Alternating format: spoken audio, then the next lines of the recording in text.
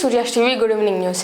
తన భూమిని కబ్జా చేశారని మడకశిరకు చెందిన ఒక జవాన్ జమ్మూ కాశ్మీర్ నుంచి సెల్ఫీ వీడియో విడుదల చేశారు. అందరికీ నమస్కారం అండి.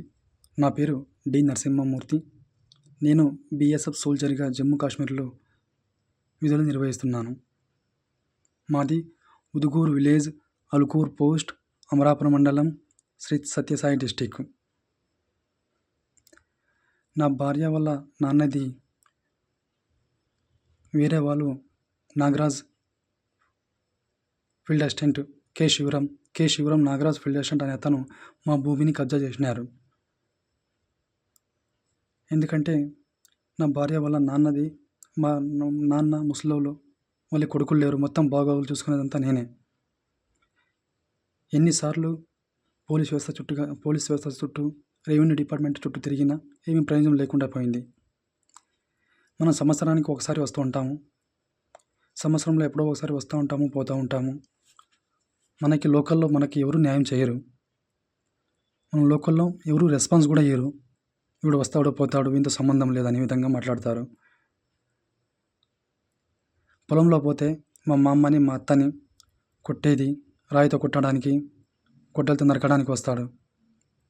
మా నాన్నకి మా అమ్మకి మా అత్తకి వెనక ముందర ఎవరు లేరు. పోతే వాళ్ళిద్దరు పొలంలో పోతే సాగు చేయడానికి పోతే పొలంలో అడుగు కూడా పెట్టనివాడు. వంత డాక్యుమెంట్ ఒకటి కూడా లేదు. మనతో కోర్టు నుండి అయ్యిండేది judge copy, police protection, injunction order, అడంగాలు, పాస్ పుస్తకం, 1B డి ఫారం పట్ట, మొత్తం అంతా మా మామ పేరు మీదుగానే ఉంది. మనం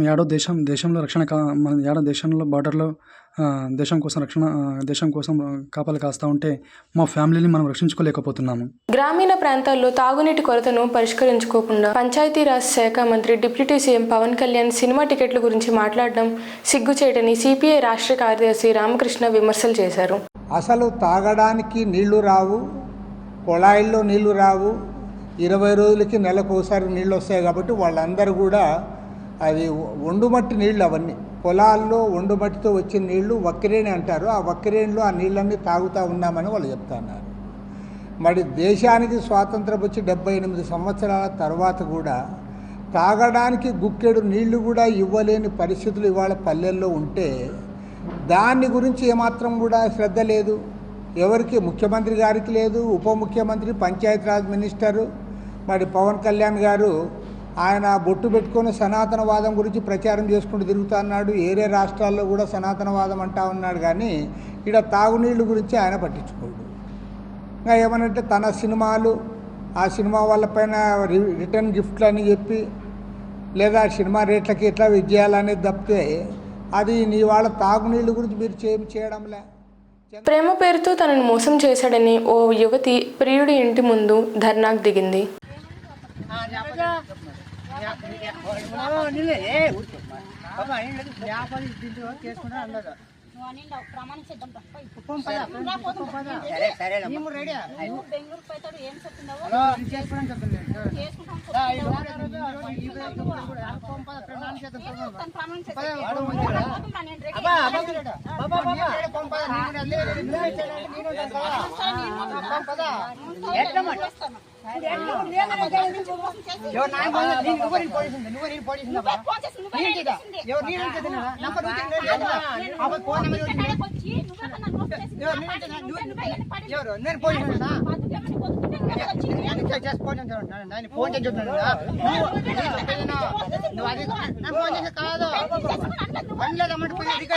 చూసమ్మా ఎవరు అనలేదు నా మాట అంటే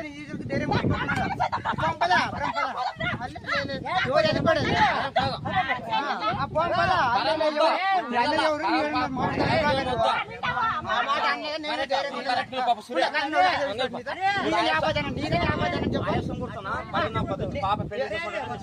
ఐదు నిమిషాలు ఉండు ఆడపా విషయం ఇది ఉన్నిలే న్యాయం ఏం తెలుసు ఊరు కూర్చోండి ఏం లేదు ఆ పాప ఏం అడుగుతా ఉంది ఈ పిల్లడు మాట్లాడుతూ ఉంది మాట్లాడు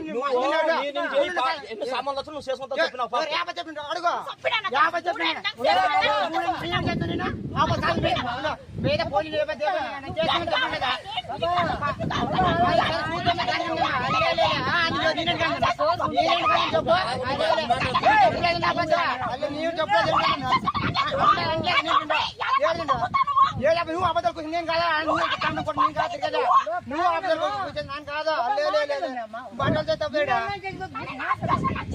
ఎవరు నీ కన్నా అంజలేదా నీ పంపదా పంపదా అల్లే పడదా లేదా నేను నేను నీళ్ళ కట్ట అబద్ధాలు కూర్చొని కూర్చోదా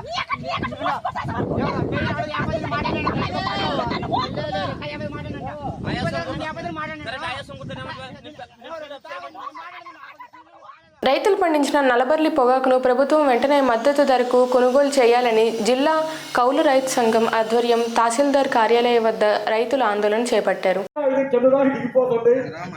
అది బయటికి ఆరేస్తేనే ముక్కలు ముక్కలు అయిపోతుంది కాబట్టి ఆ రకంగా చాలా ఇబ్బందిగా ఉందంటే చెప్పాడు 5వ తారీఖు మీరేదో పెడుతున్నారు చెప్పాం. గుంటూరులో మీరు ప్రభుత్వం చెప్పినా వినకుండా జీపీ వాడిని కొంటారా? అది ఎందుకు కొందరో మీరు కూడా తెలుగుదేశంగా మీరు కూడా మాట్లాడండి, అందరం కలిసి చేద్దాం, జీపీ వాడి సంగతి తేలుద్దాం అంటే మీరు కలిసి తర్వాత సాయంత్రం పూట నా దగ్గరికి రండి మనం మాట్లాడదాం అంటున్నారు. అందుకని గౌరవంతో తెలుగుదేశం బాధ్యతగా దీన్ని కొంటానంటుంది కాబట్టి ఆలస్యం చేయకుండా వెంటనే కొనాలా. అట్లా కాకుండా మొన్న పొగాకు బోర్డు దగ్గర 100 మంది వెళ్ళాం, రాష్ట్రాల ముఖ్య నాయకులందరూ కూడా 2 గంటలు మాట్లాడాం. ఆయన రైతు బిడ్డని చెప్పాడు ఉపన్యాసంలో. ఏమంటాడు? జూన్లో కొంటారండి, జూలైలో కొంటారు, కొంత ఆగస్టులో కొంటారు.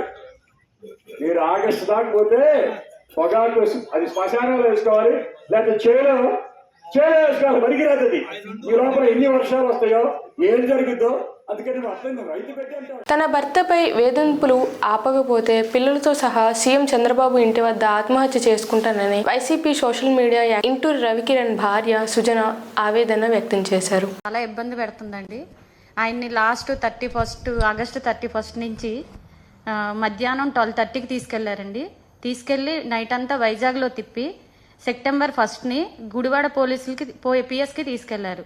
నెక్స్ట్ గుడివాడ పిఎస్లో 2 కేసులండి, అరండల్పేట, దువ్వాడ పోలీసులు ఇంటికి వచ్చి వాళ్ళు వెహికల్ ఏం తీసుకురాలేదు, మీ కారు లేదమ్మా అని అంటే సరే అని మేము వెహికల్లో వెళ్ళామండి. ఆ ఎస్ఐని కానిస్టేబుల్ని కూడా మా వెహికల్లోనే తీసుకుని వెళ్ళాము. అక్కడికి వెళ్ళిన తర్వాత మా కారులో గంజాయి పెట్టి మా కారుని సీజ్ చేద్దామని చూశారు. సరిగ్గా ఇస్తున్నారో లేదు తెలీదు. మళ్ళీ ఇతను కొంచెం హార్ట్ పేషెంట్ అండి. జైలు ఎంట్రీ కానీ మనం చేసుకుంటుంటే అక్కడ పీటీ వారెంట్లను పెట్టి అతను ఎక్కడుంటున్నాడో తెలియకుండా మాతో కలవనీయకుండా మాతో మాట్లాడనీయకుండా చేస్తున్నారండి. ఈ కూటమి ప్రభుత్వం నాకు అర్థం కావట్లేదు.